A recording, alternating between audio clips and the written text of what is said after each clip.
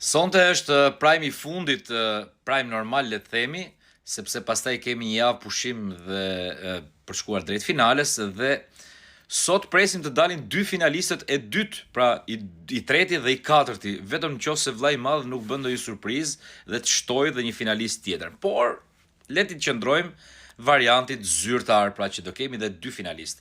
Në këtë rast unë kam thënë që një vend është i zënë, besoj që do jetë Gjesti, besoj, nuk e di sepse çfarë ndodh dhe mund mos jetë, por e gjithë lufta bëhet për një vend dhe duke patur parasysh këtë, Gerta dhe Egli e kanë shpërsuar luftën e vet, luftën e tyre me njëra tjetër, me kunja, me lezet, me shamatra, me të bërtitura, me ndonjë kështu hemojti e gjete, hemojti se gje, me ndonjë gënjeshtër, pse jo, sepse të dyja janë ndjen rrezikun njëra tjetrës. Mirë po, kur zihen dy, ka rrezik po na del në i tjetër.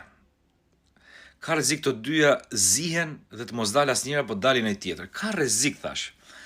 Megjithatë, lufta deri diku mes të dyjave nuk është krejt e barabartë për shkak se Egli duke qenë tash gruaja e brigadierit, shfrytëzon edhe postin e zonjës së parë të brigadierit edhe kërkon, si thosh, ndihmën apo e mendon apo është e qetë nga ndihma që mund t'i jap Gjesti pra në këtë garë.